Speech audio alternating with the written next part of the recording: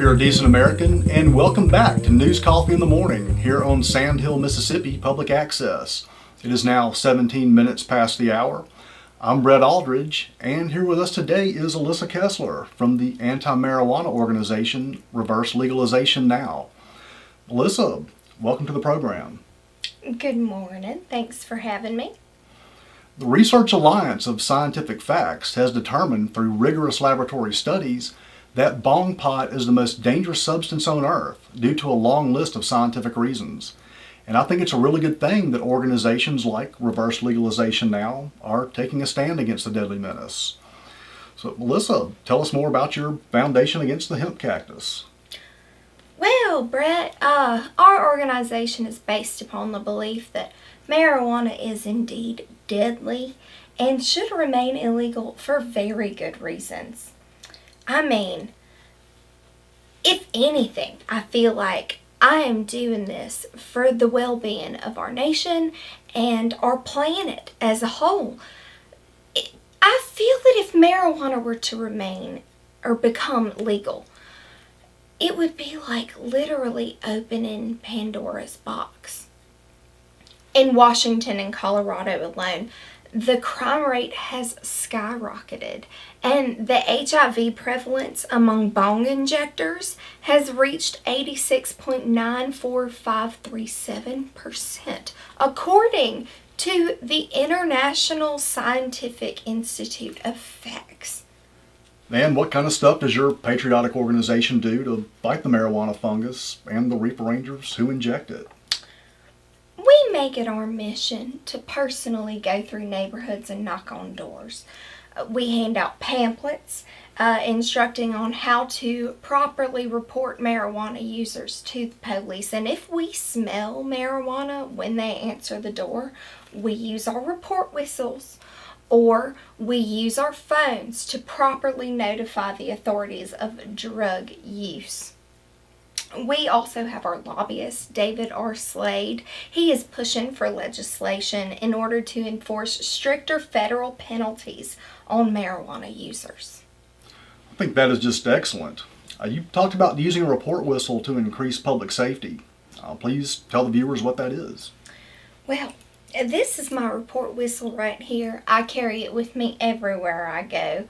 The cops recognize the sound of it as a signal that the ganja goons are engaging in hemp activity, and the cops immediately show up on the scene and arrest the violent criminals. It's a good thing we have such safety devices. The weed wacko factor in America and in the rest of the world is eroding civilization, and the experts are saying that legalization has multiplied the process by a few billion. The states of Denver and Washington, D.C. are already wastelands for many reasons, and that brings me to my next question. What are some more of the major reasons it's dangerous to shoot and snort hemp bong? Well, Brett, there are many reasons. One of which is that it is the leading cause of violent crime. And as a mother, I feel like it's my duty to make this world a safer place for my children.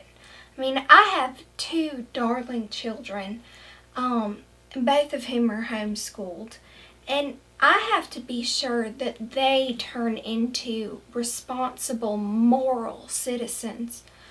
And my children love me. I love them. And I know they love me because I make them tell me every night before I go to bed. What should parents do when they find out their children go to school with kids who look like bong needle junkies?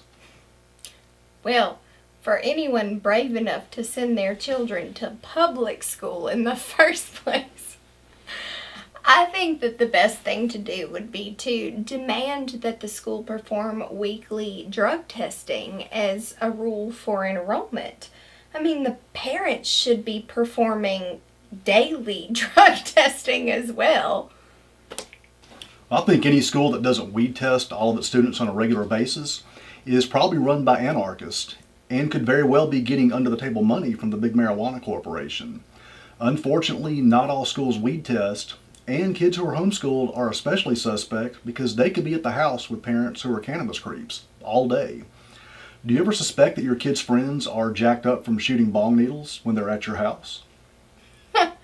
Well, My kids are not allowed to have friends unless they are approved by me and can pass a urine and hair follicle THC test, and their parents and grandparents have passed those tests to show that there's no history of bong injections in the family. I mean, and as for parents who homeschool their children for that reason, well, that's going to soon be coming to an end, because dedicated liberals like myself have been working to put an end to that selfishness. You have an ideal system that should be a model for every parent out there.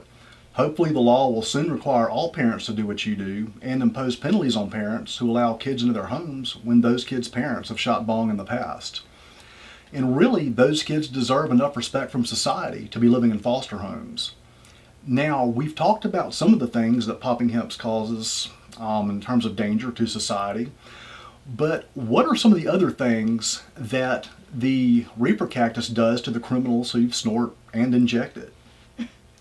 Well, it causes immediate retardation of the brain, not to mention an urge to devour human flesh.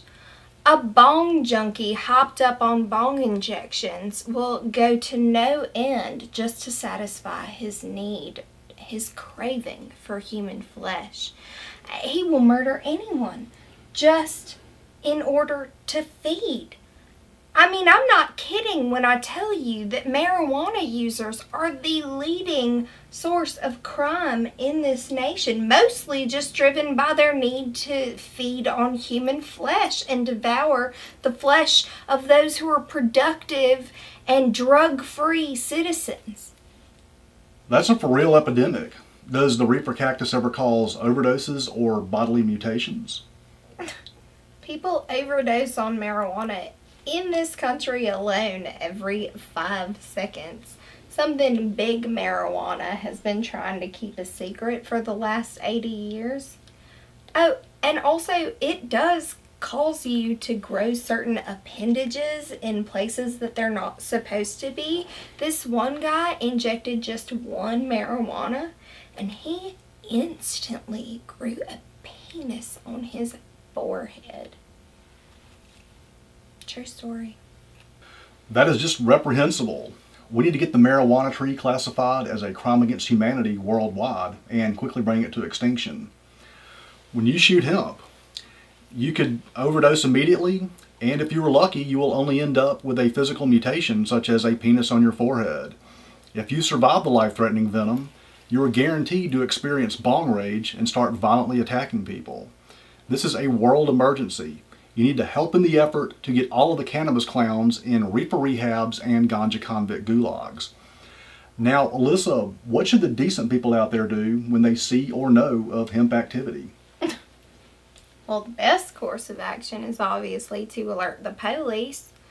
The police will be more than willing to assist with the situation and make sure that the offenders pay for their crime against humanity. I also recommend having the Texas Rangers and the Coast Guard on speed dial and calling them for backup. If they're playing golf, call the United Nations. They'll have squadrons full of paratroopers there in no time. All right, Alyssa Kessler, thank you for joining us and promoting safety and justice against stoner junkies. Thank you. Everybody be sure to check out Alyssa's organization, Reverse Legalization Now, on Facebook. And remember to say no to the bong needle. We'll be right back after these 4-star bar suggestions for vodka and tequila connoisseurs.